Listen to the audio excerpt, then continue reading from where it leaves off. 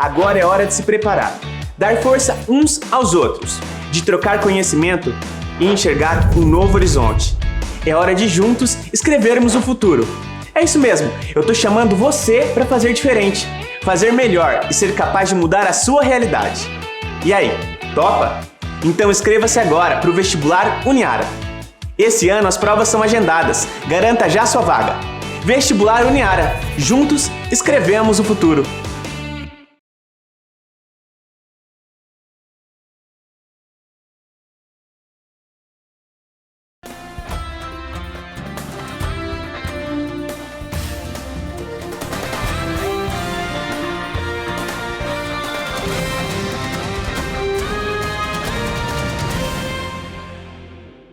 Damos início a mais um programa Anatomia do Poder, que vai ao lar dos brasileiros de todos os estados e ao Distrito Federal, mostrando o que é o poder. Poder através daqueles que detêm o poder, no setor público, privado, acadêmico, cultural. E hoje tenho um companheiro meu do Conselho Superior de Direito da FEComércio, que é o professor Fernando Passos, recentemente cumprimentado pelos 20 anos de dirigir o curso de Direito da Uniara, na faculdade da Universidade de Araraquara, e que vamos conversar um pouco sobre a realidade, a conjuntura brasileira, isto é, o Brasil, os caminhos que vamos seguir após as eleições, e analisar também as questões jurídicas que hoje mais preocupam o cidadão comum e aqueles que lhe provocam o desenvolvimento. Meu caro Fernando Passos, muito satisfeito de tê-lo mais uma vez no meu programa, e gostaria, já que você foi homenageado e legitimamente homenageado pela Universidade de Araraquara, me contasse um pouco a expressão hoje da Universidade de Araraquara, e uma das mais importantes universidades do estado de São Paulo, aos nossos telespectadores. Bom, boa tarde, doutor Ives, boa noite, né? Porque esse programa passa em tantos horários, né? E são conforme a diversidade dos horários brasileiros no Brasil, e é uma honra realmente retomar a esse programa tão importante, não é? Que o senhor tem trazido aos lares brasileiros com os temas os mais magníficos para a nossa reflexão, a reflexão sobre o poder e sobre como se deve exercer o poder, na verdade, ou não, e não como ele é ou tem sido exercido. Mas esta homenagem foi realmente algo extraordinário e graças a um conselheiro nosso, Antônio Carlos Rodrigues do Amaral, junto com a minha filha Mariana, eles organizaram para, assim como um símbolo maior da homenagem dos 20 anos, porque não foi só isso, sabe, doutor? Foi um conjunto de coisas, né? Homenagear esse livro excepcional, né? Que é uma coisa que a gente fica tão maravilhado, um livro em homenagem à nossa pessoa, né? E, evidentemente, o livro começou com uma apresentação do nosso reitor, professor Luiz Felipe Cabral Mauro, que é mackenzista, admirador do doutor Ives, né? E também pelo um grande texto do doutor Ives Gandra, do Almino Afonso, do Marcelo Barbieri. Em seguida, doutor Ives, essas 4 apresentações tão generosas para comigo, né? Inclusive a do senhor, que foi um escândalo de generosidade, nós tivemos as contribuições especiais do presidente Michel Temer e também do ministro Gilmar Mendes. E depois, grandes juristas do país na área de direito empresarial e constitucional, inclusive vários conselheiros nossos, a Samanta, Fábio Lhoa, o Ismânio, o do Marcelo Barreto, a Cristina Mattioli, né? Também escreveram, sabe, doutor Ives? Então, realmente, foi uma homenagem muito grande. Agora, por que tudo isso, né? Evidentemente, eu apenas representei esta homenagem, porque, na verdade, é uma homenagem à docência, aquele que se dedica mesmo ao magistério, com seriedade, que procura transmitir, não é, as boas lições que nos faltam para bem educar a nossa sociedade, não é? Então, são 30 anos de magistério e 20 anos na coordenação do curso. E aí, doutor Ives, nós fizemos uma pesquisa dos 1.700 cursos de direito no Brasil, só há 12 pessoas com mais de 20 anos, né? E dos 12, 5 tem só os 20 também. Então, ninguém aguenta esse serviço muito administrativo, né? Então, é um pouco um sacerdócio mesmo, sabe? Mas a gente faz com muito amor, muita paixão, informar o jovem, né? Principalmente o jovem, e nesse rincão aqui do país. Agora, nós temos, doutor Ives, é uma coisa impressionante, né? Agora apareceu nessa homenagem toda um juiz lá na Bahia, apareceu gente do Tocantins, a principal autoridade da Secretaria hoje da Polícia Civil no Maranhão, todos ex-alunos, sabe? Então, eles foram aparecendo, né? Uma advogada no Rio de Janeiro, saiu de Araraquara, montou escritório no Rio de Janeiro, está muito bem lá. Então, realmente, você vê que essa sementinha, né, doutor Ives, vai sendo plantada, mas o mais importante é que seja bem regada, né? Que a semente dê frutos realmente para a sociedade brasileira. É isso que nós procuramos transmitir no nosso curso de Direito. Aliás, hoje é algo extremamente importante, é preparar bem os jovens de direito. Na prática, nós vamos enfrentar um ano de 2021 mais complicado do que se poderia esperar. Deveremos ter, no começo do ano, já 1 ou 2 vacinas contra o coronavírus, mas levará algum tempo até toda a população brasileira estar vacinada. Mas nós vamos ter um problema sério, que é o problema de ter que pôr as contas públicas em ordem. Que vale dizer, se nós analisarmos que se o governo não conseguir manter o teto de gastos e se pretender continuar, enfim, pegando dinheiro no mercado, cada vez com prazos mais curtos e cada vez com mais dificuldade de rolar a dívida, evidentemente nós corremos risco. Mansueto Almeida, Humberto Campos Neto e outros, e caímos na hiperinflação. Quer dizer, começamos com a inflação, ainda temos controle, temos gordura a gastar, mas correremos o risco. É um outro dado, e se tivermos que efetivamente controlar, vai ser um ano muito difícil. Michel Temer fez isso, saiu com baixíssima aceitação popular, só agora que estão fazendo justiça ao governo do Michel, ter feito a reforma trabalhista e colocado o teto de gastos do governo. Então, quer dizer, nós teremos um ano 2021 que, a meu ver, se o presidente Jair Bolsonaro tiver coragem de realmente apertar o cinto, mesmo que seja extremamente impopular, ele terá um capital para gastar em 2022, quando será o ano em que aparecerão os candidatos à presidência. Então, se pretender, enfim, aceitar o que muitos políticos estão pressionando, presidente, vamos gastar, nós temos que esquecer o teto. Evidentemente, toda política, todo ganho de política monetária feito até agora será um ganho perdido, porque nós sabemos quando começa a inflação.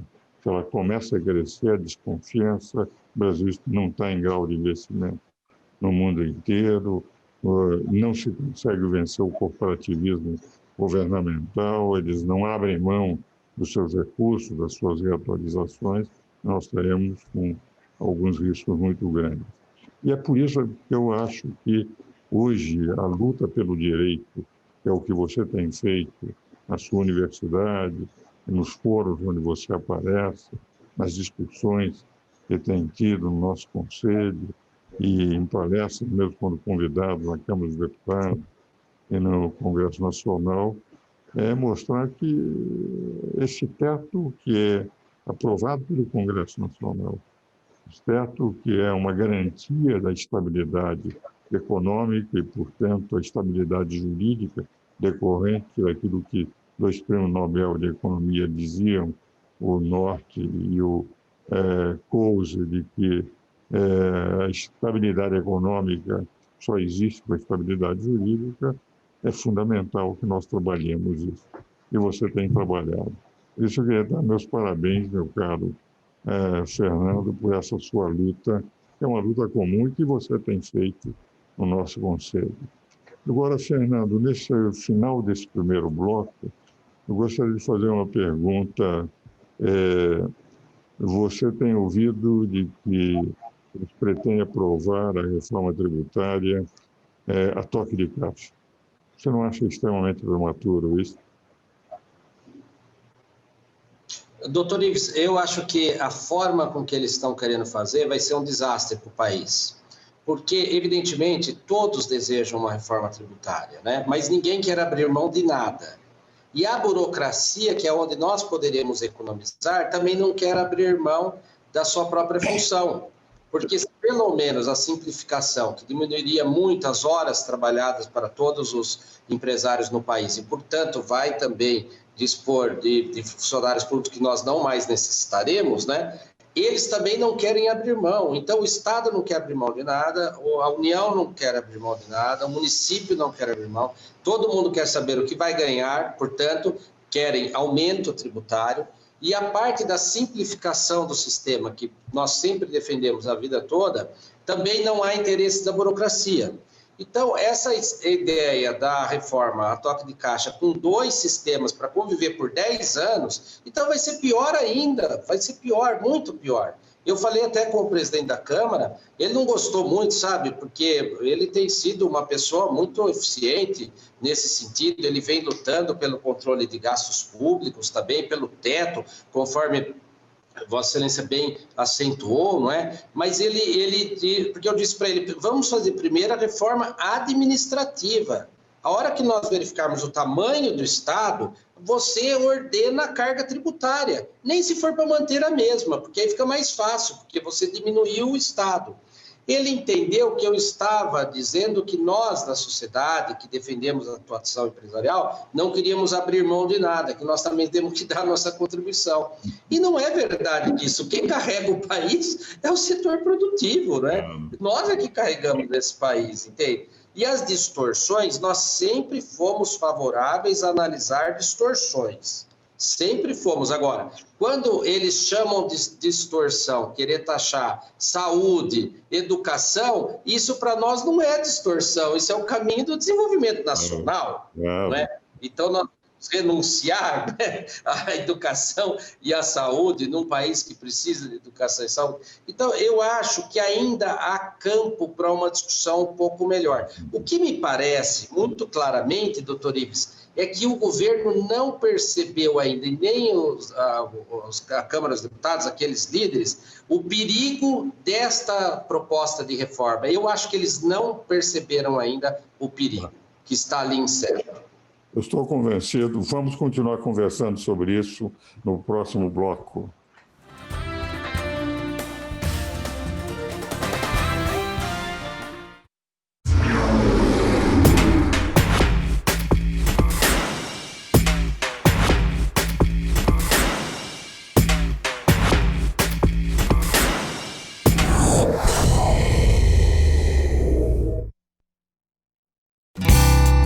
Dizem por aí que você não pode controlar o tempo, estar em 2 lugares simultaneamente, muito menos escrever o seu futuro. Quem disse que não? Na pós-graduação EAD da Uniara, você pode estudar na hora que quiser, pode estar na sua casa e na faculdade ao mesmo tempo e ser dono do seu destino.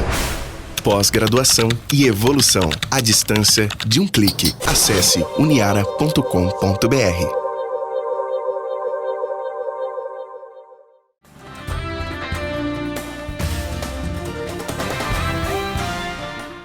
Damos continuidade ao programa Anatomia do Poder, hoje tendo como convidado meu querido amigo, professor, doutor Fernando Passos, que dirige o curso de Direito da Universidade de Araraquara, da Uniara, há 20 anos, além de estar há 30 anos na universidade. Como eu faço em todos os programas, Fernando, e vou lhe mandar isso amanhã pelo correio, eu ofereço um livro.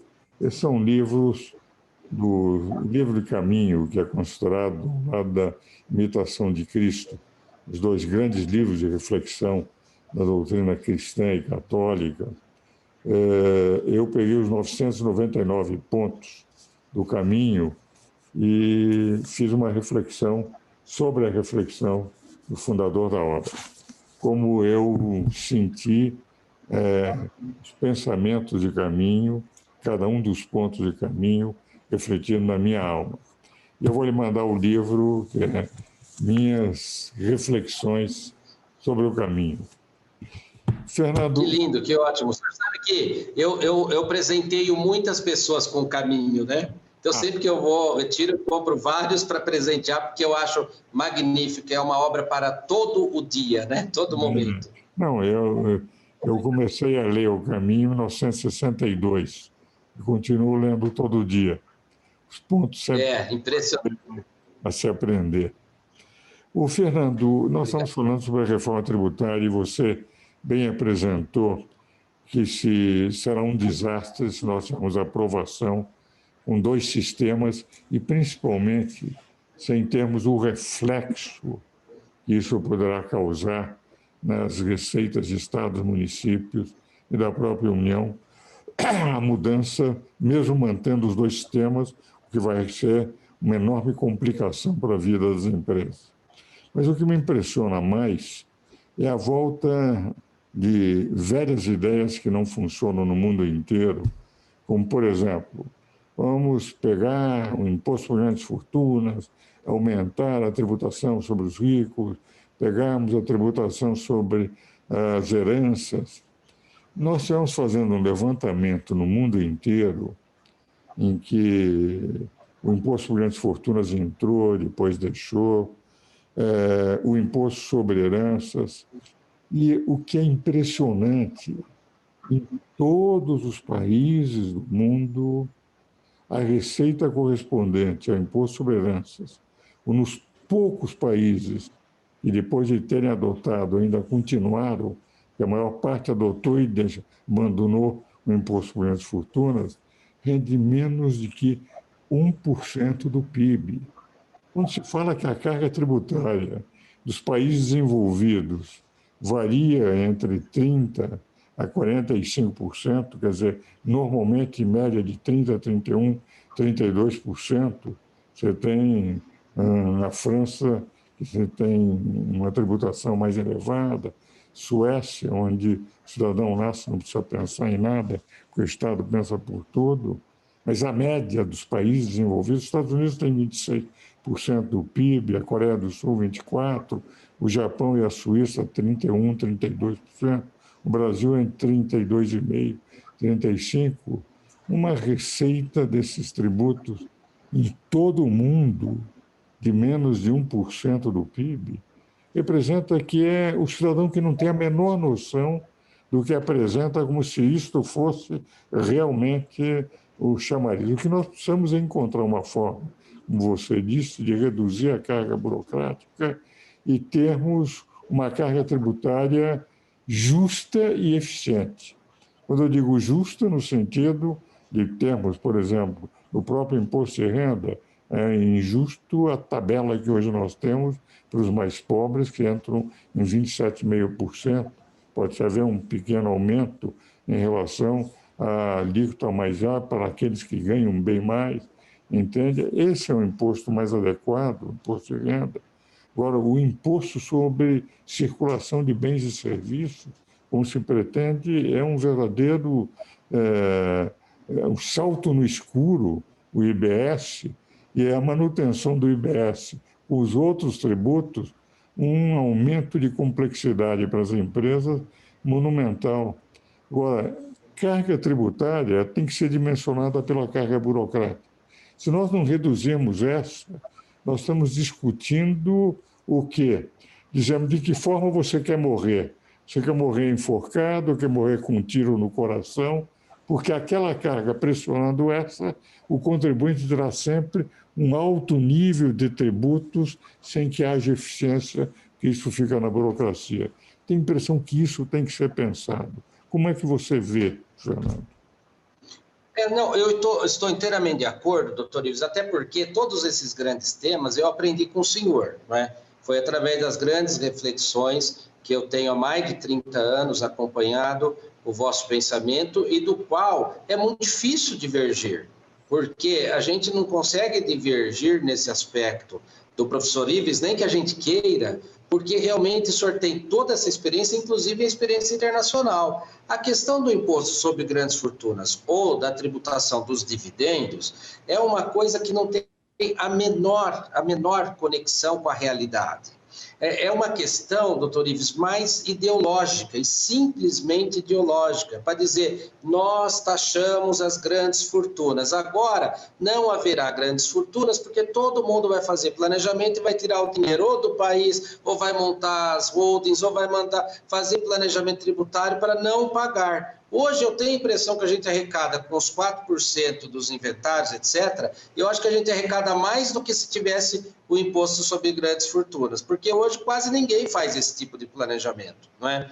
Agora, Vossa Excelência está acompanhando aquele julgamento do Supremo Tribunal Federal daqueles que remetem o dinheiro para o exterior e depois de 5 anos estão remetendo como doação para não pagar. Então, se a tributação for elevada nesse campo, é preciso, as pessoas vão evadir esse dinheiro e vão fazer um planejamento tributário lícito para não pagar ou pagar menos. Porque o importante é o seguinte, em geral, as grandes fortunas se formam com gente que pagou muito imposto, né? O dinheiro não caiu do céu.